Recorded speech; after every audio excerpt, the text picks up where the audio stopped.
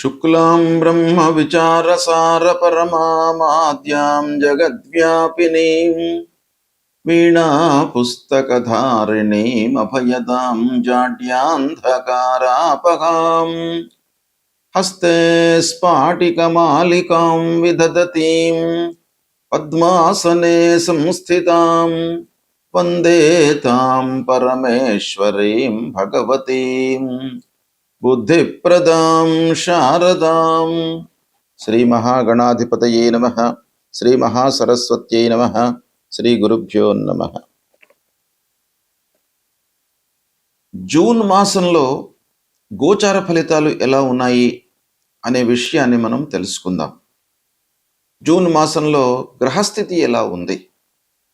గోచార ఫలితాలు ముఖ్యంగా 8 గ్రహాల యొక్క సంచారం పైన ఆధారపడి ఉంటాయి కాబట్టి ఈ 8 గ్రహాలు ఈ రాశులలో సంచరిస్తున్నాయి ఈ జూన్ మాసంలో అనేటువంటి విషయాన్ని మనము ప్రథమంగా చూసినట్టయితే, సూర్య భగవానుడు 15వ తారీఖు వరకు వృషభ రాశిలో సంచరిస్తున్నాడు. తదనంతరం మిథున రాశిలోకి ప్రవేశించి మాసాంతం వరకు కూడాను మిథున రాశిలో ఉంటున్నాడు. అంగారకుడు కుజగ్రహము జూన్ 20 వరకు మేషరాశిలో సంచరిస్తున్నాడు. తదనంతరం వృషభ రాశిలోకి ప్రవేశించి మాసాంతం వృషభ రాశిలో ఉంటున్నాడు. బుధుడు జూన్ 22 వరకు మిథున రాశిలో సంచరిస్తున్నాడు. తర్వాత కర్కాటక రాశిలోకి ప్రవేశించి మాసం చివరి వరకు కూడాను కర్కాటక రాశిలో ఉంటున్నాడు. దేవగురువు అయినటువంటి బృహస్పతి గురుగ్రహము జూన్ 2వ తారీఖున కర్కాటక రాశిలోకి ప్రవేశిస్తున్నది. తదనంతరం కర్కాటక రాశిలో ఉంటున్నాడు. శుక్రుడు 8 జూన్ వరకు మిథున రాశిలో ఉంటున్నాడు. తదనంతరం కర్కాటక రాశిలోకి ప్రవేశించి మాసం చివరి వరకు కూడాను కర్కాటక రాశిలో సంచరిస్తున్నాడు. శనైశ్చరుడు మీనరాశిలో సంచరిస్తున్నాడు. రాహువు కుంభరాశిలో సంచరిస్తున్నాడు. కేతువు సింహరాశిలో సంచరిస్తున్నారు. ఈ విధంగా ఈ ముఖ్యమైనటువంటి గ్రహాల యొక్క స్థితి ఈ జూన్ మాసంలో ఉంది. మకర రాశి వారికి జూన్ మాసంలో గోచార ఫలితాలు ఎలా ఉన్నాయో తెలుసుకుందాం. మకర రాశి అధిపతి శనైశ్చరుడు. శని యొక్క సంచారము చాలా డామినేట్ చేస్తుంది. మకరం, కుంభం, మీనం అంటే మీనరాశిలో శనైశ్చరుడు సంచరిస్తున్నాడు. అనుకూలంగా ఉన్నాడు. 3వ స్థానము గోచార రీత్యా అనుకూలమైనటువంటి స్థానం. అంటే ప్రధానమైనటువంటి గ్రహము శని మకర రాశి వారికి మంచి స్థానంలో ఉన్నాడు. ఇక 15వ తారీఖు వరకు సూర్యుడు 6వ స్థానంలో అనుకూలంగా ఉన్నాడు. కాబట్టి మీరు చేపట్టినటువంటి పనులు, కార్యాలు అన్నీ కూడాను సఫలీకృతమవుతాయి. విజయవంతంగా మీరు ముగిస్తారు. కాబట్టి 15వ తారీఖు వరకు మీకు చాలా అనుకూలంగా ఉంది. కొంత మీరు ఎఫర్ట్స్ పెట్టినట్టయితే అనుకూలమైనటువంటి ఫలితాలను పొందుతారు. ఉద్యోగంలో గౌరవం లభిస్తుంది. పోటీ పరీక్షలలో విజయ సూచనలు కనబడుతున్నాయి. ఇకపోతే 15వ తారీఖు కంటే ముందు 5వ స్థానంలో ఉన్నాడు. 15 తర్వాత 6మంలో ఉన్నాడు. 20వ తారీఖు వరకు అంగారకుడు 4థ స్థానంలో అర్ధాష్టమ స్థానంలో సంచారం. ఇది కొంత ప్రతికూలంగా ఉంటుంది. తద్వారా ఇంటి వాతావరణము కొంత మనకు అసౌకర్యంగా ఉంటుంది. అనవసరమైనటువంటి చర్చలు, కలహాలు, గ్యాప్ ఏర్పడము, భార్య, పిల్లలు, కుటుంబ పెద్దలు వీళ్ళ మధ్యన ఒక మిస్అండర్స్టాండింగ్ ఏర్పడేటువంటి అవకాశము ఉంది 20 వరకు. ఈ సమయంలో మీరు వాహన విషయముల లోపల కూడాను జాగ్రత్తలు తీసుకోవాలి. 20 తర్వాత 5వ స్థానంలోకి వస్తున్నాడు. అది కొంత అనుకూలం. 4థంతో పోల్చినట్టయితే 5మము కొంత అనుకూలం. కాబట్టి కొన్ని విషయాలలో మీరు యాక్టివ్గా ఉన్నట్టయితే ఫలితాలు అనుకూలంగా ఉంటాయి. బుధుడి మూలకంగా ఉద్యోగస్తులకు చేస్తూ ఉన్నటువంటి ఉద్యోగంలో అభివృద్ధి కనబడుతుంది. వర్క్ ప్లేస్ లోపల మీరు పక్క ఉద్యోగులతో కానివ్వండి, అధికారులతో కానివ్వండి ఓపెన్గా చర్చించుకోవడం మూలకంగా మీరు పనులను సకాలంలో పూర్తి చేయడానికి అవకాశాలు బాగా ఉన్నాయి. ఇక 22 తర్వాత బుధుడు సప్తమంలోకి వస్తూ ఉన్నాడు. ఇది వ్యాపారస్తులకు ఒప్పందాలు చేసుకోవడానికి, ఆర్థిక లావాదేవీలకు చాలా అనుకూలమైనటువంటి సమయము. భాగస్వామ్యంలో వ్యాపారం చేస్తున్నటువంటి వాళ్ళకి అభివృద్ధి కనబడుతోంది. శుక్రుడి మూలకంగా కొంత మీకు ఆరోగ్యం పైన 8వ తారీఖు వరకు, అంటే ఫస్ట్ వీక్ లోపల ఆరోగ్యం పైన మీరు జాగ్రత్తలు తీసుకోవాలి, శ్రద్ధ వహించాలి. ఆహార నియమాలను పాటించడము, నిర్లక్ష్యం చేయకుండా ఉండడము ఫస్ట్ వీక్లో చాలా అవసరము. ఇక 8వ తారీఖు తర్వాత శుక్రుడి యొక్క మార్పు జరుగుతుంది, సప్తమంలోకి వస్తున్నాడు. సప్తమం కూడాను శుక్రుడికి గోచార రీత్యా ప్రతికూలమే. అయితే ఈ సప్తమ స్థానంలో ఉన్నప్పుడు కొంత మనకు జాగ్రత్తగా మనము మాట్లాడుతూ ఉండాలి. అందరితో కూడాను ఓవర్లుక్ చేయకుండా ప్రతి వాళ్లకు కూడాను కొంత విలువ ఇచ్చి వాళ్ళు చెప్తూ ఉన్నటువంటి విషయాన్ని మనము గ్రహించి తదనుగుణంగా మనము పనులు చేసినట్టయితే మీకు కొంత సత్ఫలితాలు ఉంటాయి. అయితే వివాహ ప్రయత్నం చేస్తున్నటువంటి వాళ్లకు మట్టుకు అనుకూలంగా ఉంది. గురు సప్తమంలో ఉన్నాడు. మకర రాశి వారికి జూన్ 2వ తారీఖున సప్తమ స్థానంలోకి ప్రవేశించాడు. సప్తమ స్థానము వివాహానికి అనుకూలమైనటువంటి స్థానం. వివాహ ప్రయత్నంలో ఉన్నటువంటి వాళ్లకు వివాహం అవుతుంది. పిల్లలకు సెటిల్మెంట్ కానివ్వండి, ఉద్యోగ విషయంలో అనుకూలమైనటువంటి సమయము. ఇకపోతే శని తృతీయంలో ఉన్నాడు. ఇది చాలా ధైర్యాన్ని, సాహసాన్ని ఇచ్చేటువంటి సంచారం. బాగా కలిసి వస్తుంది. సోదరులు, బంధువులు, ఆత్మీయులు, దగ్గరి వాళ్ళు, వీళ్ళందరి యొక్క సహాయ సహకారాలు మీకు అందుతాయి. కష్టానికి తగినటువంటి ప్రతిఫలము ఈ శని మూలకంగా మీకు అందుతుంది. ఇకపోతే రాహువు ధనస్థానంలో ఉన్నాడు, కుటుంబ స్థానంలో. ఇది కొంత ఇబ్బందికరమైనటువంటి సంచారం గనక మీరు మాటల లోపల జాగ్రత్త పడాలి. ఎవరితోనూ మాట్లాడుతున్నటువంటి సమయం లోపల వాళ్ళను ఓవర్లుక్ చేయకుండా, ఏదో మాట్లాడకుండా, మనము ఏది చేయగలమో అంతవరకే మీరు మాట ఇవ్వండి. అనవసరమైనటువంటి మాటలను మీరు చర్చించకుండా, మాట్లాడకుండా ఉండడం చాలా మంచిది. ఖర్చులు నియంత్రణ అవసరము. కొన్ని కేతువు మూలకంగా అనవసరమైనటువంటి భయము, ఆందోళన కలిగేటువంటి అవకాశం కూడాను ఇక్కడ కనబడుతుంది. ఓవరాల్గా మనం చూసినట్టయితే ఇంజనీరింగ్ చదువుతూ ఉన్నటువంటి విద్యార్థులు, గణితము స్ట్రీమ్లో ఉన్నటువంటి విద్యార్థులకు ఈ సమయము చాలా ఉత్తమమైనటువంటి సమయము. బాగా రాణిస్తారు. చదువు లోపల అభివృద్ధిలోకి వచ్చేటువంటి అవకాశం బాగా ఉంది. ఇక కన్స్ట్రక్షన్ ఫీల్డ్లో ఉన్నటువంటి వాళ్ళు, ఆటోమొబైల్ రంగంలో ఉన్నటువంటి వాళ్ళు, మెకానికల్ రంగంలో ఉన్నటువంటి వాళ్ళు, వీటితో వ్యాపారం చేస్తూ ఉన్నటువంటి వాళ్ళందరికీ కూడాను కలిసి వస్తుంది ఈ మాసం. ఇక ప్రభుత్వపరమైనటువంటి కాంట్రాక్ట్స్ చేస్తున్నటువంటి వాళ్లకు కూడాను అనుకూలమైనటువంటి సమయము. విదేశంలో ఉద్యోగం చేస్తున్నటువంటి వాళ్లకు స్థిరత్వం పెరుగుతుంది. అంతకు ముందు ఉన్నటువంటి అన్సర్టనిటీ అనేటువంటిది ఈ మాసంలో తొలగిపోతుంది. కొంత మానసికంగా మీరు స్థిరంగా ఉండేటువంటి అవకాశము ఉంది. ఇకపోతే మంచి అవకాశాలు కూడాను వస్తాయి. ఈ విధంగా ఈ మాసం లోపల మకర రాశి వారికి చాలా అనుకూలమైనటువంటి గ్రహస్థితి ఉంది. 80% మీకు శుభ ఫలితాలు ఉన్నాయి. వీటిని సద్వినియోగపరచుకోండి. ఈ సంవత్సరము ఉగాది నుండి జూలై 10వ తారీఖు వరకు, అంటే 10/7/2026 వరకు కాలసర్ప యోగము ఉంది. కాలసర్ప యోగము అనంటే రాహువు కేతువుల మధ్యన మిగతా గ్రహాలన్నీ కూడాను ఉండడం అన్నమాట. ఈ కాలసర్ప యోగము ప్రపంచవ్యాప్తంగా చాలా ఇబ్బందులను కలిగిస్తుంది.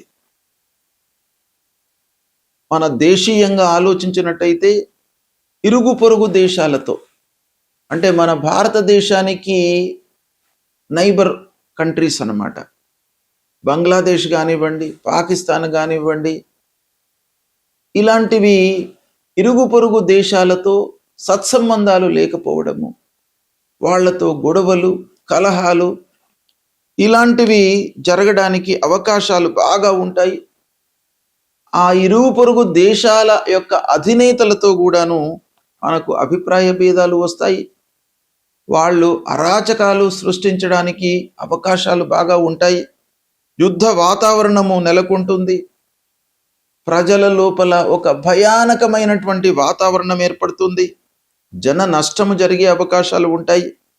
పంటలకు హాని, తదనుగుణంగా ఆర్థికపరమైనటువంటి ఇబ్బందులు, ప్రపంచవ్యాప్తంగా యుద్ధాలు, ఆ యుద్ధాల యొక్క పర్యవసానం మూలకంగా ప్రపంచమే కాకుండా మన దేశీయంగా కూడాను ఆర్థికపరమైనటువంటి ఇబ్బందులు ఈ కాలసర్పయోగం మూలకంగా సంభవించే అవకాశాలు ఉన్నాయి. దీన్ని అందరూ కూడాను దృష్టిలో పెట్టుకొని మన లెవెల్లో మనము ఏ విధంగా దీన్ని కంట్రోల్ చేసుకోవాలి. ప్రపంచంలో జరుగుతున్న అన్ని సంఘటనలకు మనము వాటిని రెక్టిఫై చేసుకోవడం అనేది మన స్థితి, మన చేతిలో లేదు కనుక మనము ఇలాంటి పరిస్థితులను ఎలా అధిగమించాలి అనే విషయాన్ని మన లెవెల్లో మనం ఆలోచించుకొని దానికి అనుగుణంగా ఉండడము మనము అలవర్చుకోవాలి.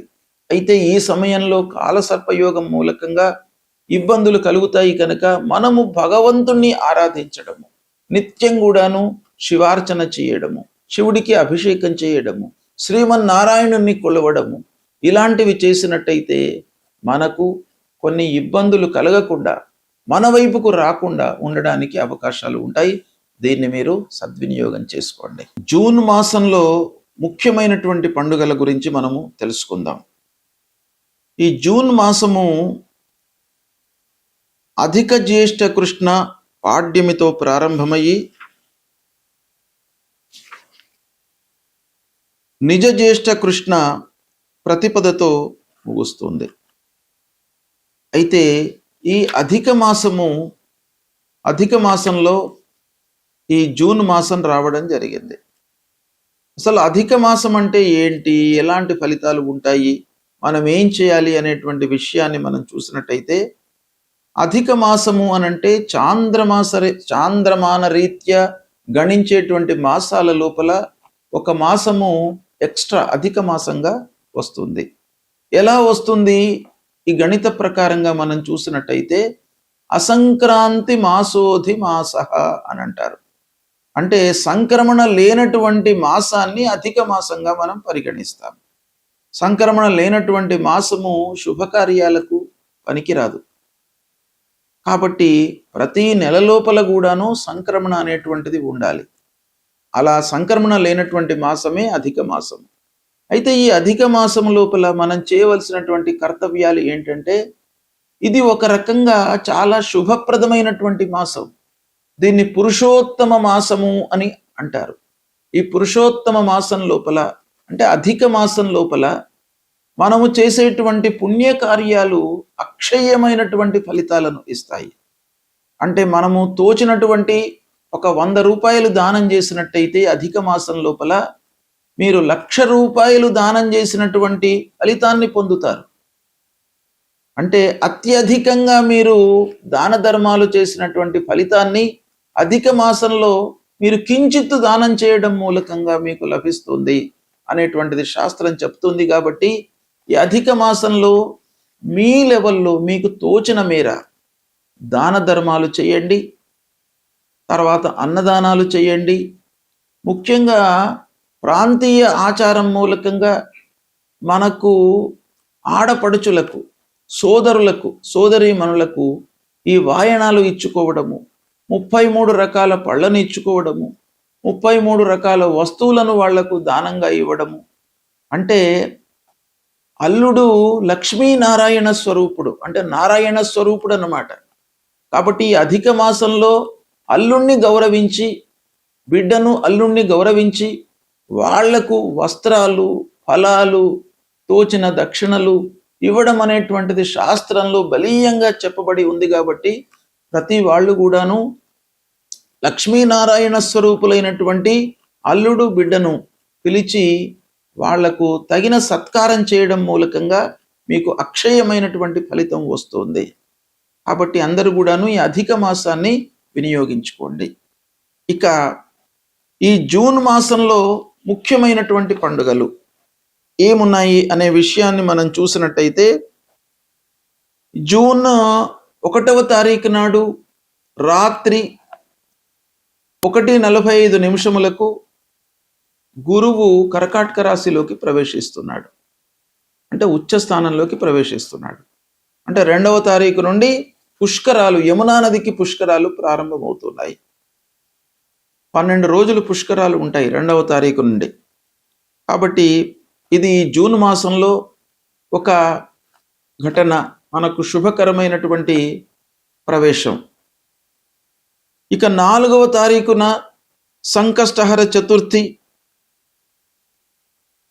సంకటాలు, ఇబ్బందులు ఇవన్నీ కూడా దూరం కావడానికి మనము గణపతిని స్మరించి, గణపతి నిమిత్తమై ఉదయం నుండి చంద్రోదయం వరకు నిరాహారంతో ఉంటూ, చంద్రుణ్ణి చూసిన తర్వాత అప్పుడు భోంచేయడం మూలకంగా మనకు జీవితంలో ఆటంకాలు, కష్టాలు, నష్టాలు రాకుండా ఆ మహాగణాధిపతి మనను రక్షిస్తాడు అనేటువంటిది పురాణాలు చెప్తున్నాయి. కాబట్టి సంకష్టహర చతుర్థిని మనం పాటించాలి. ఇక 8వ తారీఖున మృగశిర కార్తీ ప్రవేశం. ఇది వ్యవసాయదారులకు చాలా ముఖ్యమైనటువంటిది. కార్తులు, వాళ్ళు కార్తులను దృష్టిలో పెట్టుకొని విత్తనాలు నాటడము, తర్వాత వ్యవసాయ పనులు ప్రారంభించుకోవడము, వ్యవసాయ పనులకు సంబంధించినటువంటి విషయాల లోపల ప్లానింగ్ చేసుకోవడం చేస్తారు గనక మృగశిర కార్తె 8వ తారీఖు. 11వ తారీఖున అందరికీ కూడాను, అంటే సర్వేషాం పరమ ఏకాదశి. ఇక 12వ తారీఖు పక్ష ప్రదోషం, 13వ తారీఖు నాడు శని త్రయోదశి, 14వ తారీఖు నాడు దర్శ అమావాస్య, 15వ తారీఖు నాడు మిథున సంక్రమణ ఉంది. ఇక 16వ తారీఖు నిజ జ్యేష్ఠ మాసం ప్రారంభమవుతుంది. నిజ జ్యేష్ఠ మాసంలో మనకు ముఖ్యమైనటువంటి పండుగ 24వ తారీఖున దశహర దశమి. అంటే దశవిధ పాపాలు మనిషి తెలియకుండా చేస్తూ ఉంటాడు. కాయిక, వాచిక, మానసిక కర్మల మూలకంగా కొన్ని పాపాలు మనం చేస్తూ ఉంటాం. ఈ పాపాలన్నీ కూడాను పోవడానికి మన ధర్మశాస్త్రాలు ఏం చెప్తున్నాయి? తెలియకుండా మనం చేస్తాం గనక గంగా స్నానం మూలకంగా ఈ దోషాలన్నీ కూడా దూరం అవుతాయి. కనుక అలాంటి పవిత్రమైనటువంటి రోజు 24 జూన్ దశపాపహర దశమి, గంగా స్నానం చేయాలి ఈ రోజున. 25వ తారీఖు సర్వేషాం నిర్జల ఏకాదశి. ఈ 25వ తారీఖునే శ్రీ గణపతి సత్యనారాయణ స్వామి వారి యొక్క జయంతి. ఇది అందరూ కూడాను అవధూత పీఠాధిపతి అయినటువంటి ఆ స్వామివారిని కొలవడం మూలకంగా మన లోపల ఒక మానసిక రుగ్మతలు, శారీరక రుగ్మతలు అన్నీ కూడా దూరమయ్యి ఆ మహానుభావుని యొక్క అనుగ్రహం మనకు లభిస్తుంది కనుక ఆ రోజును మనము పవిత్రంగా వారిని పూజించడానికై ఉపయోగించుకోవాలి. ఇక 27వ తారీఖు శని త్రయోదశి, శని ప్రదోషము.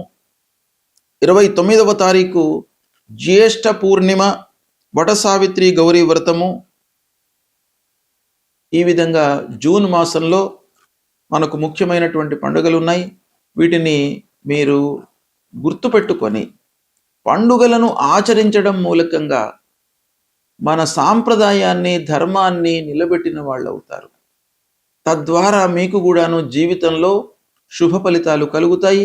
భగవంతుడి యొక్క అనుగ్రహం లభిస్తుంది గనక ఈ పండుగలను ఆచరిస్తూ పండుగల వెనుక ఉన్నటువంటి పరమార్థాన్ని మీరు తెలుసుకోవాలి. శుభం.